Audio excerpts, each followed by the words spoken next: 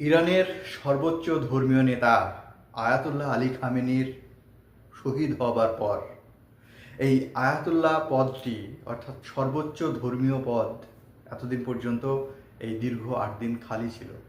সেখানে নেতৃত্ব দিচ্ছিল সামরিক বাহিনীর উপদেষ্টা আলী লারিজানি এবং অন্যদিকে টোটাল দেশটা পরিচালনার জন্য আলী আরাফি দায়িত্বে ছিলেন।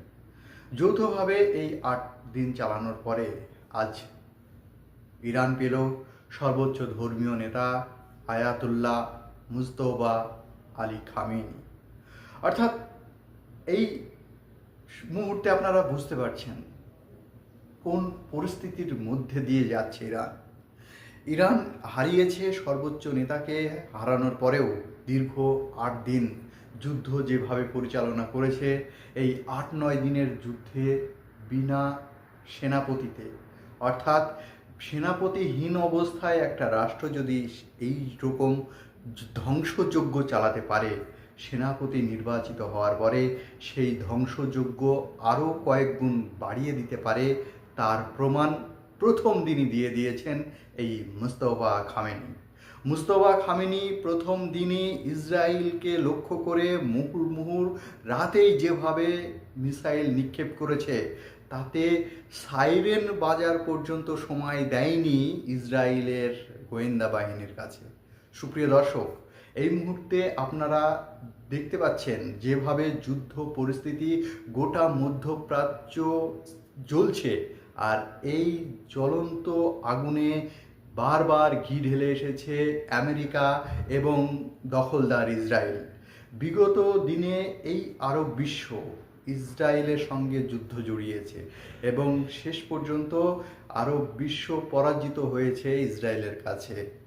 দখলদার ইসরায়েল আজকে স্বাধীন রাষ্ট্র, আর স্বাধীন দেশেই পরাজয়ের শিকার হয়ে আজকে পরাধীনতার গ্লানিতে নিমজ্জিত হয়েছে এই প্যালেস্তাইন। সেই কারণেই আজ আমরা দেখছি গাজাতে দিনের পর দিন কিভাবে অত্যাচার বাড়িয়ে চলেছে দখলদার ইসরায়েল। অন্যদিকে আমরা জানি ইসলাম ধর্মের সবচাইতে ৩টে সম্মানীয় উচ্চ যে স্থান, সেই স্থানের মধ্যে একটা হচ্ছে, আপনারা জানেন, মক্কা, অর্থাৎ যেটা আমরা বলি ইসলাম ধর্মাবলম্বী মানুষ যারা মনে করেন আল্লাহর ঘর, মক্কার কাবা শরীফ। আরেকটি হচ্ছে হজরত মুহাম্মদ সাল্লাল্লাহু সাল্লামের রওজা মুবারক, যেটা মদিনা শহরে অবস্থিত, এবং আরও একটি মসজিদ অবস্থিত আল আকসা মসজিদ, সেটা এই প্যালেস্তাইনে অবস্থিত। আজকে যেটা তিনটে ইসলামের সবচাইতে পবিত্র স্থান, সেই স্থান ৫৭টি মুসলিম দেশ থাকার পরেও রক্ষা করতে পারছে না, ব্যর্থ হচ্ছে শুধুমাত্র কূটনৈতিক কৌশলের কারণে, আমরা এই মুহূর্তে দেখতে পাচ্ছি। প্রিয় দর্শক, আপনাদেরকে যে বিষয়ে আজকে উপস্থাপন করছি সেই বিষয়ে যাই। ঘটনা হচ্ছে, আপনারা জানেন আয়াতুল্লাহ আলী মুজতবা মাত্র 56 ইয়ার্স ওল্ড, মাত্র ৫৬ বছর বয়সের একজন মানুষ, যেখানে ৮৭ বছর বয়সী আয়াতুল্লাহ আলী খামেনির কাছেই পরাস্ত হয়েছে। এত বৃদ্ধ বয়সে, এত বয়সের ভারে নুয়ে পড়ার পরেও মাথা নত করেনি। সেখানে ৫৬ বছর বয়সের একজন মানুষ কিভাবে ইসরায়েল ভাবছে যে ইসরায়েলের কাছে, আমেরিকার কাছে মাথা নত করবে? কখনো না, নেভার, হতেই পারে না। এই কারণেই তো সিঁদুরে মেঘ দেখছে। ডোনাল্ড ট্রাম্পের কাছে যখন সাংবাদিকরা প্রশ্ন করেছে যে ইরান ইতিমধ্যে সর্বোচ্চ ধর্মীয় নেতা আয়াতুল্লাহ আলী খামেনির মৃত্যুর পরে তারই সুপুত্র মেজ ছেলে আয়াতুল্লাহ মুজতবা খামেনিকে সর্বোচ্চ ধর্মীয় নেতা মনোনীত করেছে ডোনাল্ড ট্রাম্প, তার স্বভাবভঙ্গিতে পাগলা ট্রাম্প বলেছে, আমার কাছে জানা নেই, তবে যাকেই এই বিষয়ে নিয়ে আসবে আমার সঙ্গে পরামর্শ যদি না করে, তাহলে আমি তো মেনে নেব। কিভাবে মেনে নেব? মানছি না। ইরান বলতে চাইছে, হু আর ইউ, তুমি কে? ইরানের মধ্যে কি হবে না হবে সেটা ইরান ঠিক করবে। ইরানের সেই সার্বভৌমত্ব আছে। এখানে মাদুরোর মতো ভেনিজুয়েলা পেয়ে যাওনি যে মাদুরোকে তুলে নিয়ে আসলে এই ভেনিজুয়েলা দখল করা যায়। আয়াতুল্লাহ আলী খামেনি বা আয়াতুল্লাহ মুস্তফা খামেনি বা পরবর্তীতে যেই আসুক না কেন ক্ষমতায়, তাকেই হত্যা করে ইরানের রেজিম চেঞ্জ করা আমেরিকা এবং ইসরায়েলের শুধুমাত্র স্বপ্ন ছাড়া কিছুই নয়। সেই স্বপ্ন এখন দুঃস্বপ্নে পরিণত হয়েছে এবং এতদিনের স্বপ্ন, সেই স্বপ্ন বুমেরাং হয়ে এখন পশ্চিমাদের হাতছাড়া হতে চলেছে। মধ্যপ্রাচ্যের প্রত্যেকটা দেশ, কুয়েত আরব আমিরাত থেকে শুরু করে সৌদি আরব থেকে শুরু করে প্রত্যেকটা দেশ।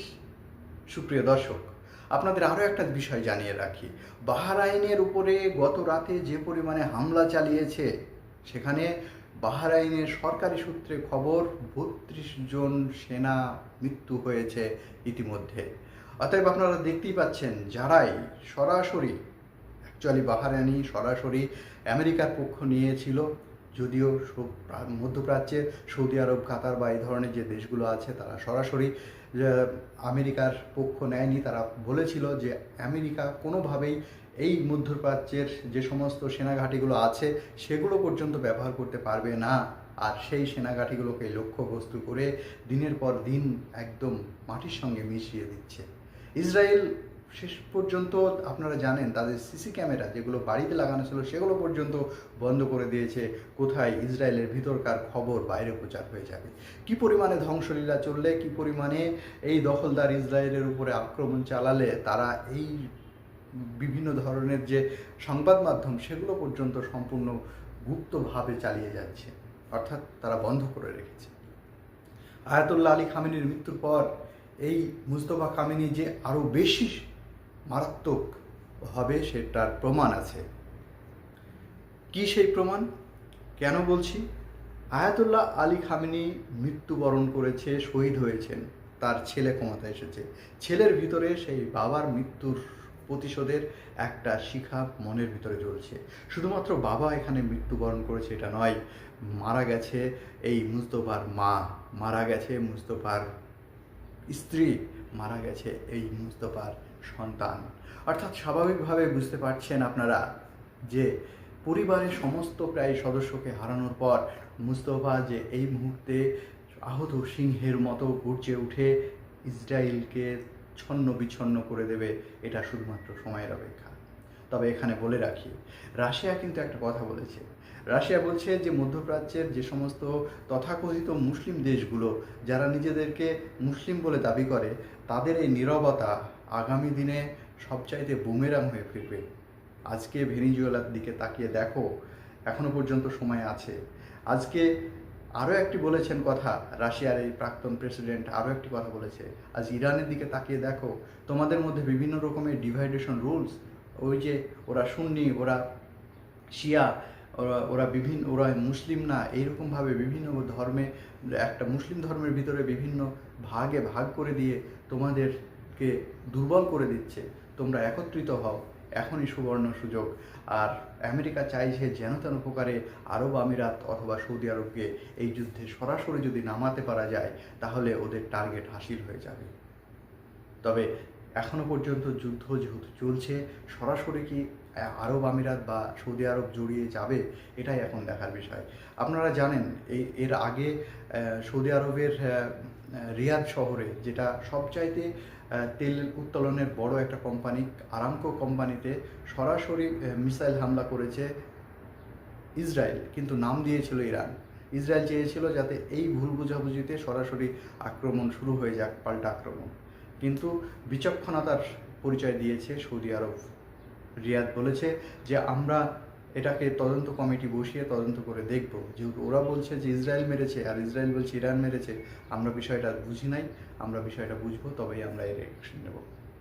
যদি এই অ্যাকশনটা প্রথমেই নিয়ে ফেলতো তাহলে হয়তোবা হিট করতে বিপরীত হয়ে যেত। আজকের দিনে দাঁড়িয়ে মধ্যপ্রাচ্যকে যেভাবে চুষে চুষে খাচ্ছে ইউরোপিয়ানরা, এই মুহূর্তে মধ্যপ্রাচ্য যদি না বুঝতে পারে, ইরানের সহযোগিতায় না আসে, তাহলে এই মধ্যপ্রাচ্য আগামী দিনে পাকাপাকিভাবে আমেরিকানদের গোলামে পরিণত হবে, সেটা বোঝাই যাচ্ছে। সুপ্রিয় দর্শক, আমরা এই মুহূর্তে দীর্ঘ ৮-৯ দিন যে সর্বোচ্চ ধর্মীয় নেতা ছিল না। পরবর্তীতে নতুন ধর্মীয় নেতা আসার সঙ্গে সঙ্গে যেভাবে ফিডব্যাক দিচ্ছে, যেভাবে ইসরায়েল এবং বাহরাইনে সরাসরি আঘাত এনে আমরা দেখতে পাচ্ছি, সেখানে সরকারিভাবে 32 জন সেনার নিহতর খবর বলছে। অন্যদিকে ইসরায়েল সেও বলেছে যে তিনটে জায়গাতে আঘাত হেনেছে, সেগুলো আমরা ঠেকাতে পারিনি, এটা সরকারিভাবে রিপোর্ট। অতএব বুঝতেই পারা যাচ্ছে যেহেতু সরকারিভাবে তারা প্রকাশ করছে, তার মানে বেসরকারিভাবে এর মৃত্যুর সংখ্যা বা হামলার সংখ্যা বা এই যে 3টে বলছে সেটা আরও বেশি, সেটা বোঝাই যাচ্ছে। অতএব আমরা বুঝতে পারছি যে সর্বোচ্চ ধর্মীয় নেতা আয়াতুল্লাহ আলী খামেনিকে হত্যার পরে যে ভুল করেছিল আমেরিকা, এবং নতুন করে সেই ভুলের প্রায়শ্চিত্ত হিসাবে যদি আয়াতুল্লাহ মুস্তফাকে মেনে না নেয়, তাহলে এর চরমতম পরিস্থিতি, চরমতম হিসাব, চরমতম মাশুল দিতে হবে আমেরিকা এবং ইসরায়েলকে, এটা বোঝাই যাচ্ছে। অতএব আমরা আরও একটা বিষয় জানিয়ে রাখি, যদিও ইরানের অভ্যন্তরীণ বিষয়, ইরান বলেছে যে আমরা সর্বদিক থেকে আইআরজিসি থেকে শুরু করে সমস্ত দিক থেকে আয়াতুল্লাহ মুস্তফা খামেনিকে আমরা মেনে নিয়েছি, এখানে আমাদের কোনো প্রকারের দ্বিমত নাই। এমনকি ইরানের সাধারণ মানুষও মেনে নিয়েছে, সেটা আমরা বিভিন্ন মাধ্যমে, গণমাধ্যমগুলোতে দেখতে পেয়েছি। সুপ্রিয় দর্শক, আমেরিকা এবং ইসরায়েলের যে চিন্তাভাবনা, যে কৌশল, যে ভাবনা চিন্তা করে আয়াতুল্লাহ আলী খামেনিকে হত্যা করেছে, সেটা যে বুমেরাং হয়ে ফিরছে, সেটা বারবার প্রমাণ পাচ্ছে প্রত্যেকটা জায়গাতে। আপনার কি মনে হয়, মাছ ধরতে এসে বড়শি মাছেই নিয়ে চলে যাবে আমেরিকা এবং ইসরায়েলের কাছ থেকে? ইরান শেষ পর্যন্ত জয়ী হবে, এই সমস্ত নিশানাগুলো দেখেই বোঝা যাচ্ছে। অবশ্যই আপনার মূল্যবান মতামত কমেন্ট বক্সে দিতে ভুলবেন না। শেষ পর্যন্ত থাকার জন্য আপনাকে অসংখ্য ধন্যবাদ। ভিডিও যদি ভালো লাগে একটি সাবস্ক্রাইব করে পাশে থাকবেন, লাইক কমেন্ট শেয়ার করে আরও বন্ধুদের মধ্যে ছড়িয়ে দিতে ভুলবেন না। ধন্যবাদ।